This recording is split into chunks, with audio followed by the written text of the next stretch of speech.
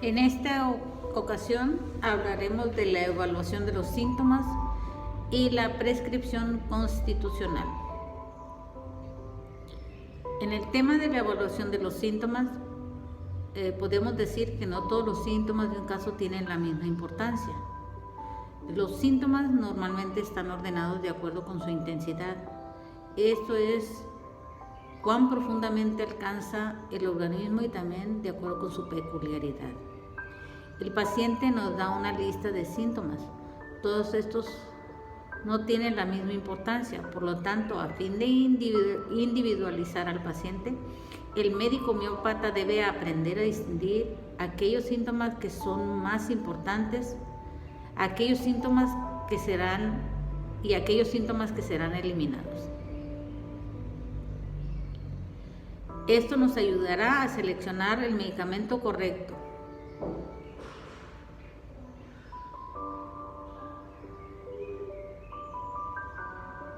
Estos síntomas comunes son de menor importancia para seleccionar a menos de que se modifique con ciertas modalidades.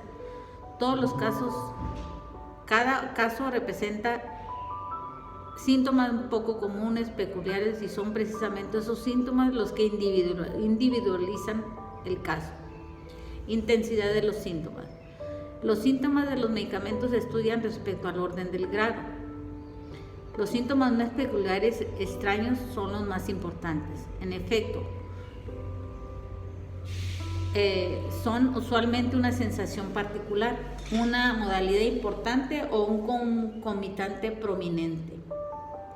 Por citar un ejemplo, el frío que mejora destapándose, la fiebre sin sed, diarrea sin debilidad. Estos síntomas peculiares con frecuencia sirven para indicar directamente el medicamento curativo, en el caso serían sécale, Gelsemium, grafitis, en el mismo orden. Su espontaneidad.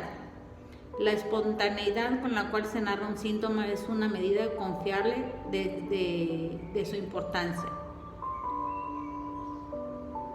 Los síntomas que el paciente narra sin que el médico haga preguntas se vuelven síntomas intensos, por lo tanto son muy importantes. Son los obtenidos después de hacer algunas preguntas. Estos síntomas característicos pueden ser de gran valor, pues aún así son menos importantes que aquellos que se narraron espontáneamente. El primer síntoma narrado por el paciente nos da una idea de la intensidad de dicho síntoma. Existen diferentes tipos de evaluación. Se evalúa de acuerdo con Bonninghausen, con Henn y con Moehrich. El método de Bonninghausen nos dice que la homeopatía puede prometer una cura suave, segura y permanente, solo cuando es posible oponer la enfermedad con un medicamento que corresponde en gran similitud a todos los síntomas perceptibles. Bonninghausen enfatizaba la importancia de la dimensión del tiempo, de las modalidades causativas, de la afinidad de tejidos y los generales patológicos. Le daba más importancia a las modalidades, la causa, los síntomas acompañantes y otras sensaciones anormales. Una sensación anormal o inexplicable con base en la patología o en su intensidad era sumamente importante o su asociación inesperada con un grupo de síntomas. Esto añadía valor al síntoma considerado común o poco importante. Las sensaciones son factores individualizantes muy importantes y se encuentran justo después de la modalidad de orden de importancia. Una mala interpretación de los síntomas lleva a una mala prescripción. Para evitarlo, se enfatiza la importancia de los síntomas generales. El médico primero debe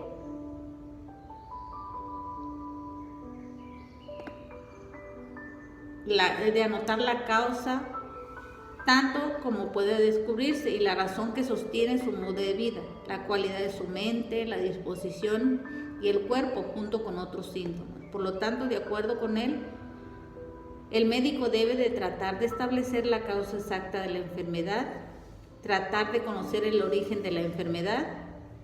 Esto es el establecimiento, duración y progreso de la enfermedad, obtener la totalidad sintomática completa. Por consiguiente, el médico debe de obtener el conocimiento más completo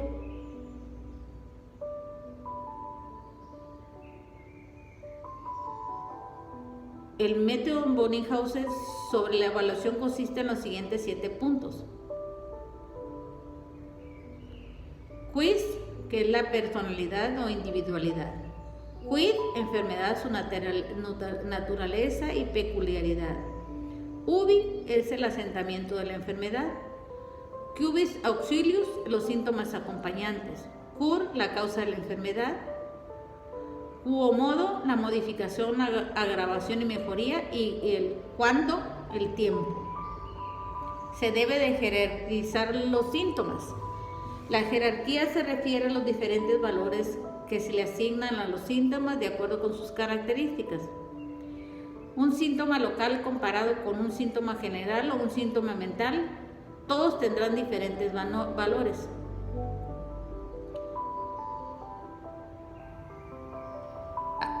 Bonninghausen asignó diferentes marcas a los medicamentos, detonando el valor del medicamento como cada síntoma.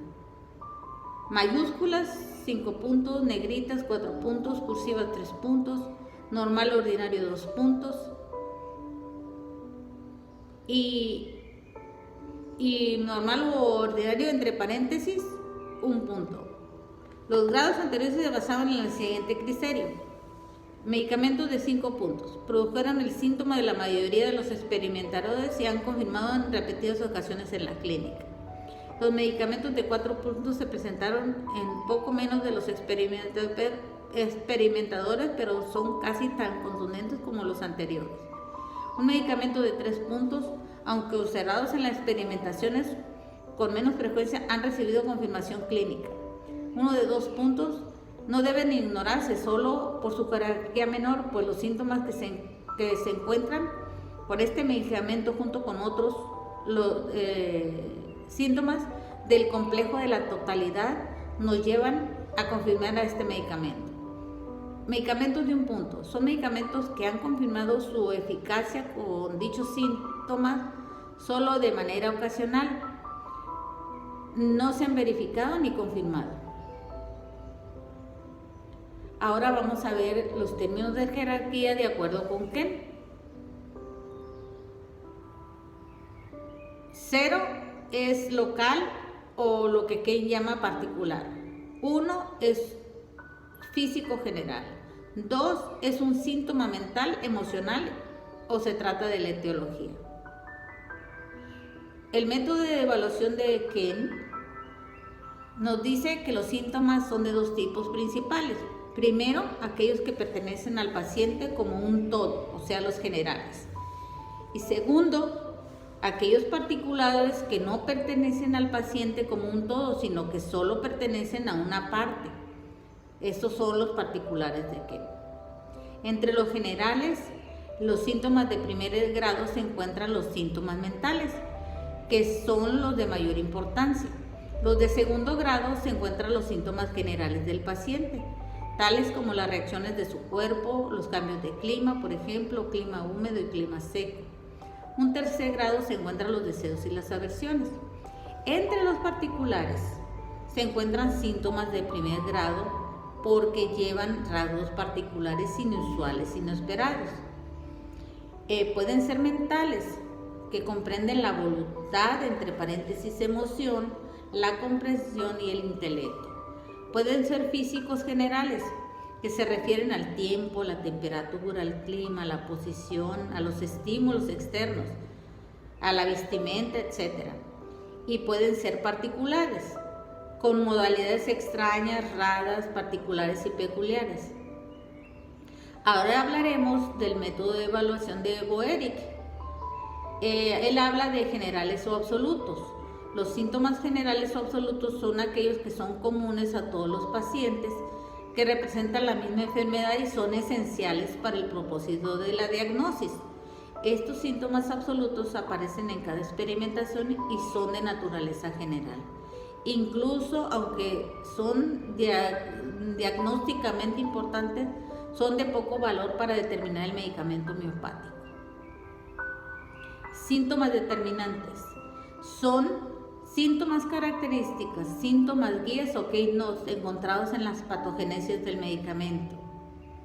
Estos síntomas encontrados en el medicamento o en la enfermedad consisten normalmente en modalidades, en síntomas mentales, en síntomas absolutos o básicos o síntomas peculiares, raros o extraños, como menciona Hahnemann.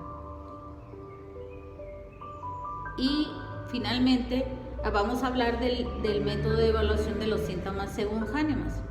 Él habla de síntomas generales y síntomas poco comunes. Los síntomas generales, la palabra general se utiliza en sentido vago o indefinido. Y en los síntomas poco comunes, cualquier síntoma que es inexplicable, absurdo o paradójico. Por ejemplo, dolor en las articulaciones de la que mejora por reposo o acostado. Dolor en la cabeza, mejor por exposición al sol, se vuelve un síntoma poco común o peculiar.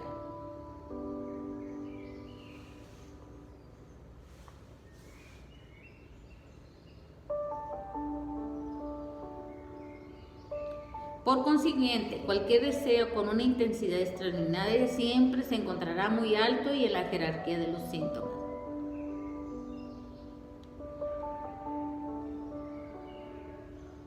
Ahora vamos a hablar de la prescripción constitucional. La homeopatía observa el cuadro sintomático de una persona, incluyendo signos psicológicos, emocionales, físicos y características hereditarias del individuo. Cuando se practica en su forma clásica se denomina muy a menudo homeopatía constitucional. El término constitucional se utiliza con frecuencia cuando nos referimos a la prescripción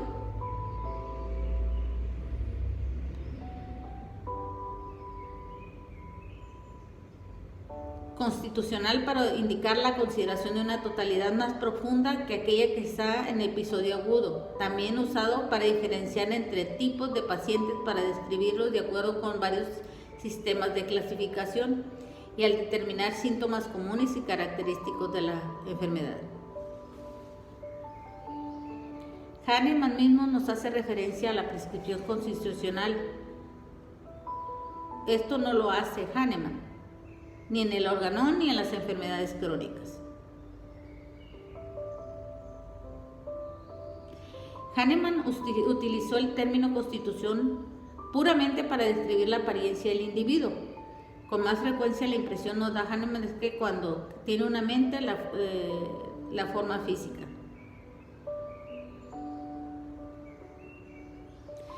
En el organón solo se habla de constitución corporal discernible, que se diferencia del carácter mental y emocional, como se observa en el parágrafo 5. Se entiende por constitución al término de la apariencia física, eso lo hicieron los primeros homeópatas. Que evidentemente estaba consciente de la tendencia que había en la época de Hahnemann, de tipificar constitucionalmente, pero pedía que no se hiciera así. Decía que era un error fatal clasificar constituciones, pero no hay dos individuos suficientemente semejantes cuando se observan por un homeópata genuino, como para formar incluso una clase común. Boger parece considerar la constitución como lo que producen los síntomas característicos, como opuesto a los síntomas comunes de la enfermedad. La prescripción constitucional no es la misma que la prescripción crónica, ya que el paciente no debe exhibir ningún signo de patología crónica para requerir de un medicamento constitucional. El medicamento indicado en cualquier caso es el medicamento que corresponde a la totalidad sintomática. El similimum es el medicamento más semejante que corresponde a un caso, cubriendo la verdadera totalidad de los síntomas cuando se encuentra. Siempre es curativo y en un caso incurable es el mejor medicamento paliativo posible.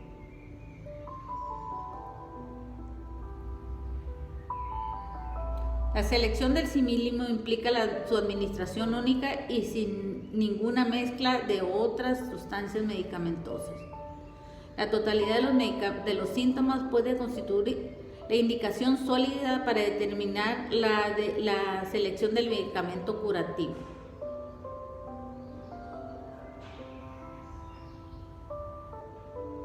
Prescripción psicosomática. Hamelin llama nuestra atención sobre la importancia del estado mental y emocional del paciente cuando quiere encontrar el medicamento curativo. Para lograr lo anterior, Ken utilizó su gran experiencia homeopática y recurrió al estudio de Manuel Swedenborg.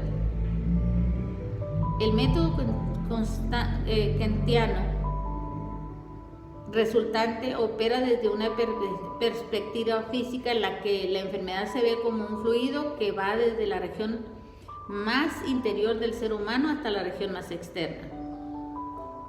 En otras palabras, una persona se percibe como enferma en un nivel espiritual, mental o emocional primariamente, y este desequilibrio se extiende al cuerpo vital inmaterialmente, que finalmente produce cambios en el nivel físico. Por consiguiente, para curar cualquier enfermedad, el tratamiento debe de proceder de esa misma dirección. En esa misma dirección, la prescripción debe de ser hacia el estado mental y emocional más interno, más que el externo físico. Es decir, se prescribirá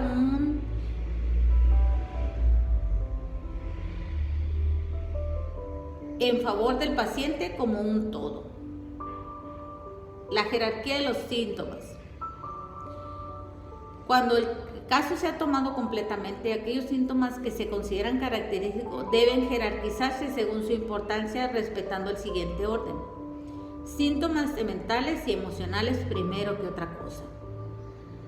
Los síntomas físicos generales que pertenecen a la persona, y después los síntomas físicos particulares de la enfermedad. En ausencia de síntomas mentales claros, seguirán los síntomas físicos generales. Después, los síntomas de la enfermedad y los síntomas locales. Estos son considerados como el resultado finales de un trastorno en el nivel más alto y son, por consiguiente, los que tienen menor importancia jerárquicamente hablando. Existen reglas para la prescripción homeopática. La prescripción debe tomar la forma de un solo medicamento en una sola dosis, una potencia alta, generalmente del rango del 30 centimil.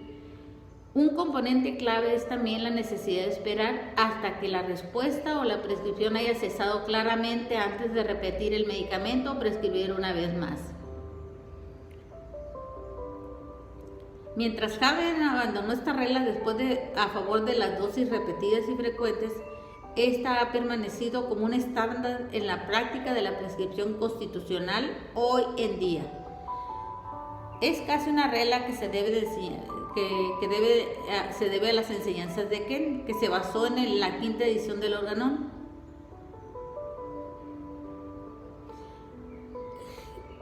En su edición final, Hahnemann señala que las medicinas deben repetirse cada día y cada vez usando la nueva escala de potencia 50 milesimal, reemplazando las potencias centesimales. No es poco común que un paciente deba tomar un medicamento en meses después de una dosis original. Se requiere mucha explicación a los pacientes, en particular para aquellos que son nuevos en la homeopatía y que están acostumbrados a tomar medicinas a cada hora. Muchos médicos administran placebos durante largos periodos para evitar dar esas explicaciones.